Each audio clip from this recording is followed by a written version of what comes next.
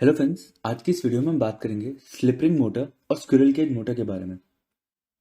इनमें क्या डिफरेंस होते हैं, इनके कंस्ट्रक्शन में क्या डिफरेंस होते हैं, कौन सी मोटर को कहाँ पे यूज़ किया जाता है और छोटी छोटी बारीकियों के बारे में। तो ये वीडियो आप ज़रूर एंड तक देखना।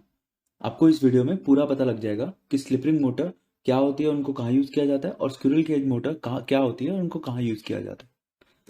तो पहले बात करते हैं स्क्विरल केज मोटर को। तो स्क्विरल केज मोटर को स्क्विरल केज इसलिए बोला जाता है क्योंकि इनका जो रोटर होता है वो कुछ स्क्विरल केज की तरह होता है। स्क्विरल को जिस केज में रखा जाता था उस केज की तरह इसका रोटर होता है। अब जो इसका रोटर होता है उसके जो बार होते हैं उनको दोनों साइड से एंड रिंग के द्वारा शॉर्ट कर दिया जाता है, जिससे कि इनमें करंट इंड्यूस हो और मैग्नेटिक फील्ड बने। और वहीं पे अगर हम स्लिप रिंग मोटर की बात करें तो स्लिप रिंग मोटर में जो उसका आर्मेचर होता है उसमें 3 वाइंडिंग करी जाती है। एक जो वाइंडिंग का एंड होता है उसको शॉर्ट कर दिया जाता है और जो दूसरी वाइंडिंग का एंड होता है उसको अलग अलग स्लिप रिंग पे लगा दिया जाता है और उन स्लिप रिंग से ब्रश लगा दिया जाता है और वो ब्रश 3 वेरिएबल रेजिस्टेंस के साथ कनेक्ट होता है। अब इन ब्रश को रेजिस्टेंस के साथ लगाने का हमें ये फायदा होता है। पहला फायदा ये है, जो हमारा स्टार्टिंग टॉर्क है उसको ज्यादा कर सके, और जो हमारा स्टार्टिंग करंट है, जो इंड्यूस करंट है स्टार्टिंग करंट, वो हमारा कम हो सके। और दूसरा है कि जो हमारी स्पीड है मोटर की वो कंट्रोल हो सके। तो हम देखेंगे कि स्लिप रिंग और स्क्विरल केज मोटर की जो कंस्ट्रक्शन है, जैसे कि मैंने बताया स्लिप रिंग मोटर की जो कंस्ट्रक्शन है उसमें 3 वाइंडिंग करी जाती है। एक साइड से उनको शॉर्ट किया जाता है और दूसरी साइड से स्लिप रिंग के साथ कनेक्ट की जाती है। उसके बाद वो कार्बन ब्रश से कनेक्ट होती है जो कि एक्सटर्नल रजिस्टर से कनेक्ट होता है। और जो स्क्विरल केज मोटर होती है उसमें जो रोटर होता है उसके रोटर बार को एंड रिंग के साथ शॉर्ट सर्किट कर दिया जाता है, जिससे कि जो इंड्यूस करंट है वो फ्लो हो सके। तो ये इनका प्रोसेस हुआ। अब स्लिप रिंग मोटर में हाई स्टार्टिंग टॉर्क किस तरह से मिलता है हमें, हम इसके बारे में बात करेंगे। जो स्लिप रिंग मोटर होती है उसमें जो पावर का फॉर्मूला होता है वो है 3 is equals to E2S cos theta. अब E2 है इंड्यूस्ड ईएमएफ, I2S है इंड्यूस्ड करंट और cos फाई है हमारा पावर फैक्टर। और इसमें जो S है वो है स्लिप। स्लिप का क्या मतलब होता है, जब हमारी एक मोटर में हम 3 फेज सप्लाई देते हैं तो वो मोटर में एक मैग्नेटिक फील्ड बनती है और उसके बाद जो रोटर में करंट इंड्यूस होता है उसकी वजह से भी एक मैग्नेटिक फील्ड बनती है। तो ये दोनों मैग्नेटिक फील्ड की वजह से रोटर रोटेट करेगा। तो जब हमारा रोटर रोटेट करेगा, जो स्पीड है फील्ड की, मैग्नेटिक फील्ड की, और जो स्पीड है हमारे रोटर की, उसमें डिफरेंस होगा। मतलब जो मैग्नेटिक फील्ड की स्पीड है वो पहले बन चुकी है तो वो, और जो हमारी रोटर की स्पीड है वो बाद में जनरेट हुई है, तो उसमें जो डिफरेंस आएगा, जो डिस्टेंस है, उसको बोलेंगे हम स्लिप। तो आप देखोगे कि यहाँ पे जो पावर का फॉर्मूला आया उसमें स्लिप है, और वैसे ही जब हमने उधर से टॉर्क का फॉर्मूला डिराइव करा तो वहां पे स्लिप है। तो जिस स्लिप पे हमें मैक्सिमम टॉर्क मिलेगा वो होगा R अपॉन में X। R है हमारा रेजिस्टेंस, रोटर का रेजिस्टेंस, और X है हमारा रोटर का रिएक्टेंस। तो जो मैक्सिमम टॉर्क होगा वो होगा किस स्लिप पे, वो होगा R अपॉन में X, मतलब रेजिस्टेंस अपॉन में इंडक्टेंस। तो इसी वजह से जब हम रोटर का रेजिस्टेंस चेंज करेंगे, जो कि हमने एक्सटर्नली लगाया हुआ है स्लिप रिंग के केस में, तो वहां पे जो हमारा टॉर्क है वो हमें ज्यादा मिलेगा। अब अगर आप कभी कंफ्यूज होते हो कि टॉर्क और फोर्स में क्या डिफरेंस होता है, तो उसको मैं क्लियर करता हूं। जब हमारा कोई कंडक्टर मैग्नेटिक फील्ड में होता है तो उसको मैग्नेटिक फील्ड की तरफ से एक फोर्स लगता है। अगर वो फोर्स लीनियर है तो हम उसे फोर्स कहते हैं, अगर वो फोर्स रोटेशनल है तो हम उसे टॉर्क बोलते हैं। जैसे कि हमारा रोटर एक मोटर के अंदर है तो मैग्नेटिक फील्ड की वजह से उसको एक रोटेशनल फोर्स लग रहा है तो उसे हम टॉर्क बोलते हैं। तो अब हमें क्लियर हुआ कि हम रेजिस्टेंस बढ़ा के रोटर का, हम जो है मोटर का टॉर्क बढ़ा सकते हैं। तो अब अगर हमारी मोटर स्टैंड स्टिल पे है, मतलब हमारी मोटर रुकी हुई है और अब हमें उसे टॉर्क देना है, तो हम टॉर्क, हमें अगर ज्यादा टॉर्क देना है या मैक्सिमम टॉर्क देना है तो वो हम किस केस में कर सकते हैं, हम रेजिस्टेंस को बढ़ा के कर सकते हैं।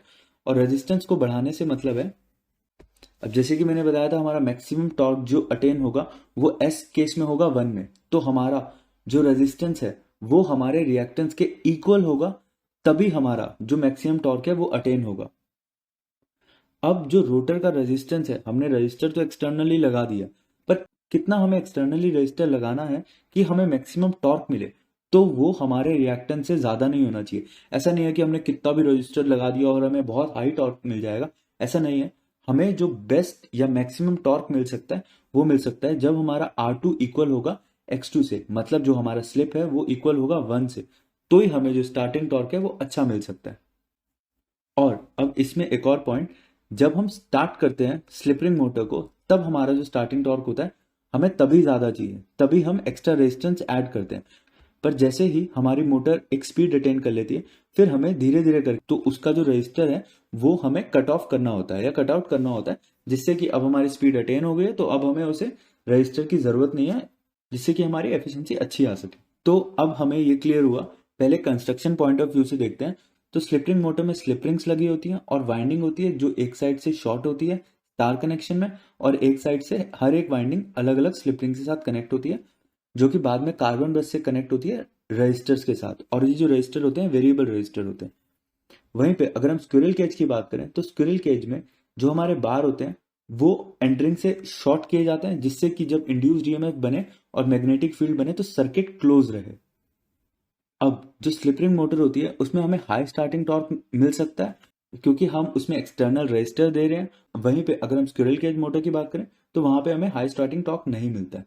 अगर इंडस्ट्री पॉइंट ऑफ व्यू से देखें तो हमारी 80 to 90% जो मोटर होती है वो स्क्विरल केज लगी होती है। हमारी स्लिप रिंग मोटर वहीं पे लगी होती है जहां पे हमें एकदम से लोड बहुत ज्यादा उठाना होता है या एकदम से बहुत ज्यादा लोड को मूव करना होता है। जैसे कि स्लिप रिंग मोटर हमारी क्रेन्स में लगी होती है, हॉइस्ट में, सिर्फ हॉइस्ट में लगी होती है, जहां पे हमें लोड को एकदम से उठाना है, जहां पे हमारा ज्यादा लोड है वहां पे हम जब किसी भी लोड को उठाते हैं वहां पे सिर्फ हमारी स्लिपरिंग मोटर लगी होती है। तो ये वाली जो मोटर है वो स्लिपरिंग मोटर है, और ये हमारे ईओटी क्रेन के हॉइस्ट में लगी होती है या टावर क्रेन के हॉइस्ट में लगी होती है। क्योंकि हम स्लिपरिंग मोटर में स्लिपरिंग होते हैं और हमारे ब्रश होते हैं, तो स्लिपरिंग मोटर की जो मेंटेनेंस होती है वो ज्यादा होती है as compare to squirrel cage motor. Squirrel cage motor में कोई भी हमारी मेंटेनेंस नहीं होती है, पर स्लिप रिंग मोटर में क्योंकि कार्बन ब्रश है तो हमारी उसमें मेंटेनेंस होती है। इसीलिए सिर्फ एक यही रीजन है कि हमें जब भी हम इंडस्ट्री में यूज करते हैं तो हम स्क्विरल केज मोटर यूज करते हैं। इसका हमें फायदा होता है कि मेंटेनेंस नहीं है, तो 80 to 90% हम स्क्विरल केज मोटर यूज करते हैं। हम स्लिप रिंग मोटर सिर्फ वहीं यूज करते हैं, जैसे कि मैंने आपको बताया, जहां पे हमें एकदम से लोड को उठाना है, जहां पे हमें हाई स्टार्टिंग टॉर्क चाहिए। अब यही रीजन है स्लिप रिंग मोटर में कि हमें एक्सटर्नल रजिस्टर लगते हैं, तो उसकी एफिशिएंसी जो होती है, क्योंकि हम पहले करंट को कम करते हैं, तो इसीलिए जो उसकी एफिशिएंसी होती है स्लिप रिंग मोटर की वो कम होती है as compare to squirrel cage motor. Squirrel cage motor की जो एफिशिएंसी होती है वो ज्यादा होती है। आई होप आज की इस वीडियो से आपको स्लिप रिंग मोटर और स्क्विरल केज मोटर के बारे में जो जो भी डिफरेंसेस थे वो पता लगा होगा, और हम मैक्सिमम टॉर्क कब ले सकते हैं या कब अटेन कर सकते हैं स्लिप रिंग मोटर में वो आपको समझ आया होगा। अगर इस वीडियो से रिलेटेड आपके पास कोई क्वेश्चन है तो आप कमेंट बॉक्स में पूछ सकते हैं। वीडियो पसंद आए तो लाइक और सब्सक्राइब करें। वीडियो देखने के लिए धन्यवाद।